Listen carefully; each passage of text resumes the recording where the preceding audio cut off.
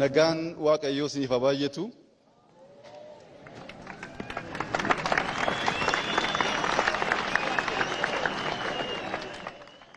Kabajamoo obbo Taaggasa Caafoo,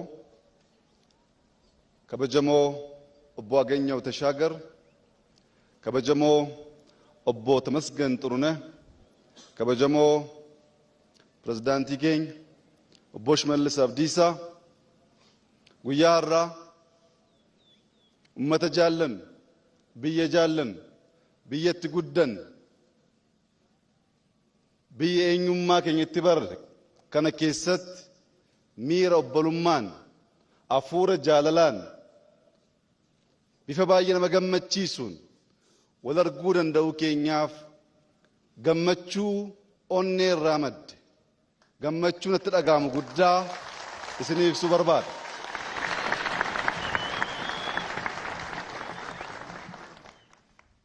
Biyya ofii, saba ofii, ummata beekan, aadaa beekan, fuula beekan arguun onnee namatti tora. Dhufaatiin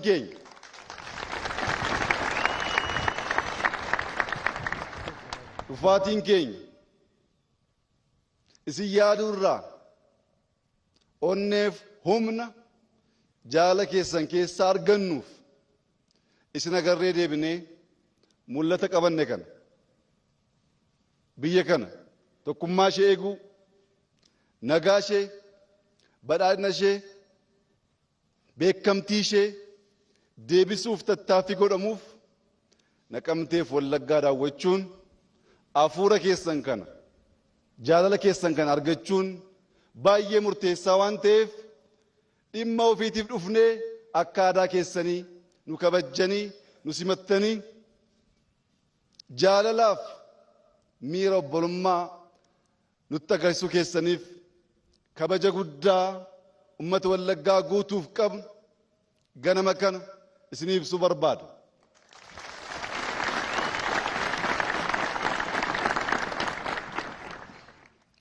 Namni gammachuu keessa jiru miiraan guutama waan ta'eef baay'ee dubbadhee dubbii balleessuun barbaadu. Yaa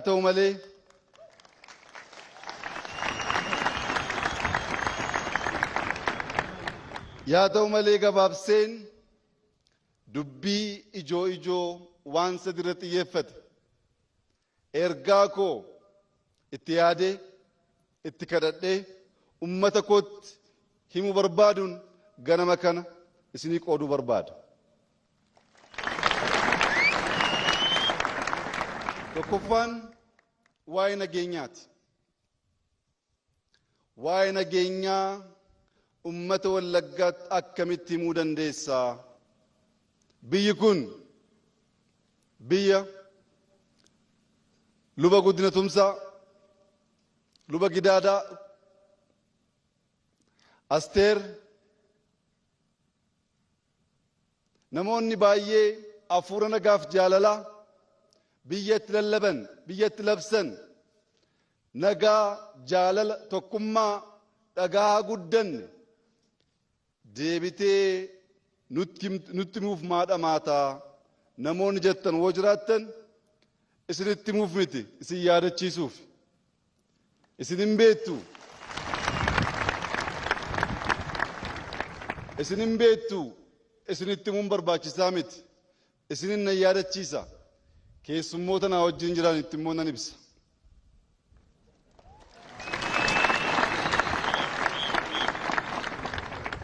Ummanni keenya jaarraa tokko oliif eenyummaan isaa sarbamee afaan isaatiin gargaaramuu akka hin dandeenye godhamee abbaan biyyummaa isaa, abbaan lafummaa isaa sarbamee biyya isaatti akka sanyii lammaffaa ilaalamuuf rakkatee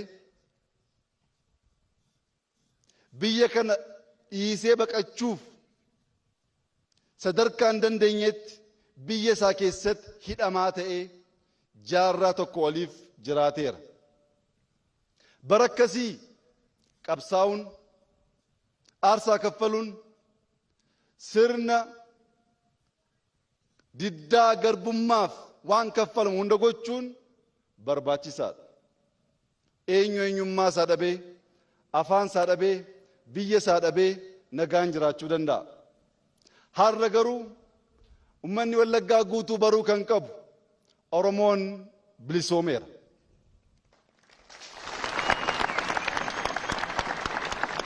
Oromoon afaan isaatiin gargaaramuun gaaffii isaa miti.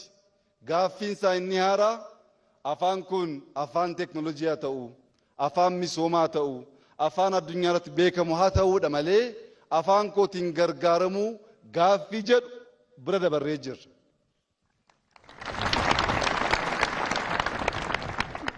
Oromoon gaaffii abbaa biyyummaa, gaaffii ofiin of bulchuu harree hin qabu. Aarsaa qaalii kaffalee, ijoollee kichuu kaffalee, didee dhiiga isaaf lafee isaatiin abbaa biyyummaasaa ofiin of bulchuusaa dhugoomsee jira. Gaaffiin kun darbee jira. Gaaffii kanaaf hin qabsoofnu. Haa ta'u malee ofiin of bulchuun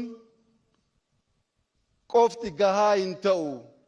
Misoomuu qabna, jijjiiramuu qabna. Ijoolleen keenya lafa keenya gurguruun qabani, hattummaa maballachuu hin qabu. Waaqa isaanii sodaachuu, ummata isaanii kabajuu, tajaajila haqaa kennuu qabu. Gaaffii jedhu immoo har'as qabna. Kanaaf garuu du'uun nun barbaachisu.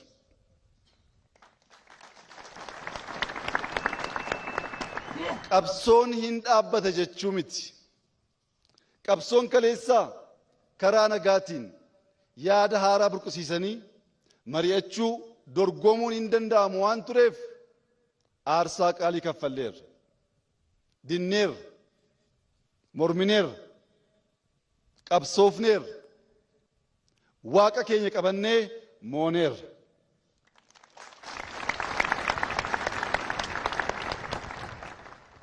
Kan moo'ee injifannoo tikfachuuf qabsaa'a malee akka haaraa injifannoo haaraatiif hin qabsaa'u.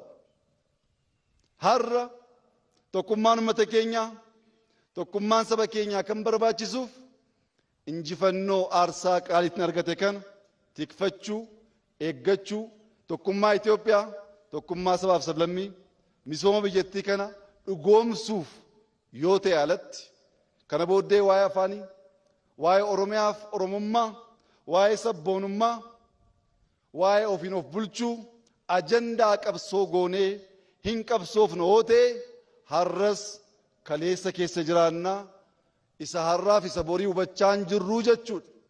Kun immoo dubattafummaadha.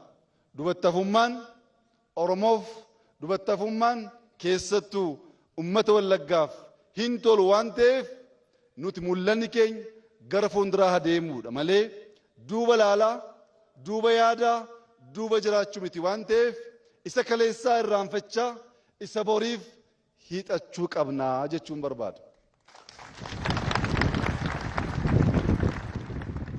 Uummata Oromoo guutuuf as Naqamteerraa labsiin har'a onneerraa labsuu barbaadu. Dachii Oromiyaa keessatti waraan ijoolleen Oromoo wal ajjeesuun, ijoolleen Oromoo teessee ilaaf ilaamee mari'achuu dadhabuun har'a dhaabbachuu qaba.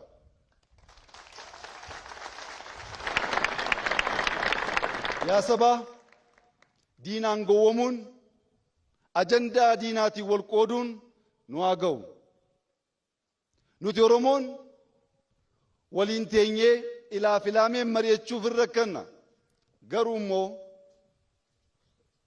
diina Oromoo wajjin mari'achuuf, diina Oromoo wajjin tarsiimoo baasuuf, diina Oromoo wajjin tooftaa garaagaraa fayyadamuuf hin rakkannu. Oromummaan akkasii eessaa ba'e?